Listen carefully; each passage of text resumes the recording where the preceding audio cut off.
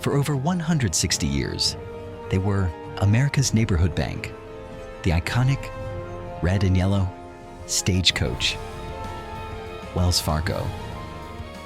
They survived the Great Depression. They survived the 2008 financial crisis. They were the bank you trusted, the bank your parents and grandparents used. They were not a Wall Street gamble like Lehman Brothers. They were Main Street. But behind that friendly logo, a toxic, high-pressure sales culture was forcing its own employees to commit one of the biggest financial scams of the century. This is the story of how Wells Fargo opened 3.5 million fraudulent bank and credit card accounts, in your name, without you ever knowing its simple motto. A company goal called 8 is great. The CEO, John Stumpf, had a singular, obsessive vision. He believed that every single Wells Fargo customer should have 8 separate products with the bank: a checking account, a savings account, a credit card, a mortgage, a car loan, a student loan, 8 of everything. He told Wall Street this was the secret to their success. He called it cross-selling. Wall Street loved this. It meant sticky customers. It meant predictable revenue. It drove the stock price up. But inside the bank, it was just called the GOR 8. And it was not a suggestion. It was a demand. Wells Fargo turned its neighborhood bank branches into high-pressure boiler rooms, bank tellers, and personal bankers, many making just $12 an hour, were given impossible daily sales quotas. Sell 20 new accounts a day, or you are fired. Managers tracked these quotas every single hour. Employees who failed were threatened, publicly humiliated, and forced to work 12-hour days. Cold calling people to sell products they didn't need. The pressure was unbearable. So they cheated. They had to cheat to survive. When a customer came in to open one simple checking account, the employee would secretly use that customer's social security number to open 5 more accounts without their permission. They created millions of fake email addresses, like 12345@wellsfargo.com.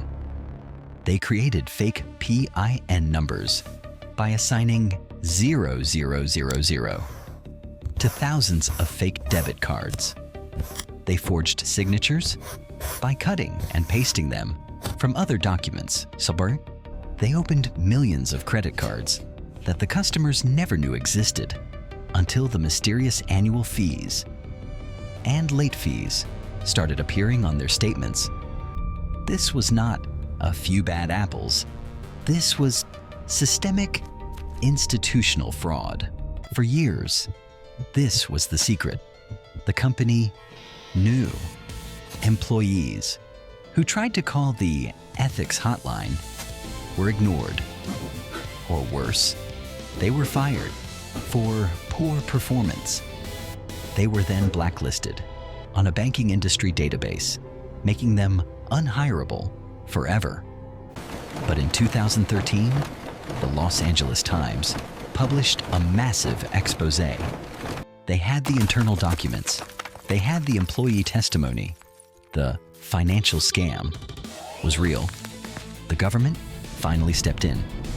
The Consumer Financial Protection Bureau, CFPB, launched an investigation. Wells Fargo tried to say it was a few bad employees, but the numbers were horrifying. The CFPB found 1.5 million fake deposit accounts and 565,000 fake credit card accounts And that was just the beginning. A later internal review found the real number was 3.5 million fraudulent accounts. The fallout was catastrophic. Wells Fargo was fined $185 million, which was just the start. Then $1 billion for other scandals. Then $3 billion to settle the criminal investigation. But who was punished? Wells Fargo fired 5,300 low-level employees, the bank tellers, who were making $12 an hour, all the very people who were victims of the toxic culture. And the CEO, John Stumpf, the man who created 8 is Great, he was called, before the U.S. Congress, he was humiliated by Senator Elizabeth Warren. You squeezed your employees to the breaking point so you could pump up your stock and make yourself rich. Herr Stumpf was forced to retire. He walked away with a $125 million Team Kimi golden parachute. He was not arrested. He faced no jail time. He kept the money. This is the real tragedy of the Wells Fargo scandal. When Bernie Madoff committed fraud, again, he scammed the wealthy. When Enron committed fraud, they scammed investors. But Wells Fargo was different. They didn't scam. Wall Street, they scammed. Main Street, they scammed you. They scammed your grandmother, your teacher, the student opening their first bank account.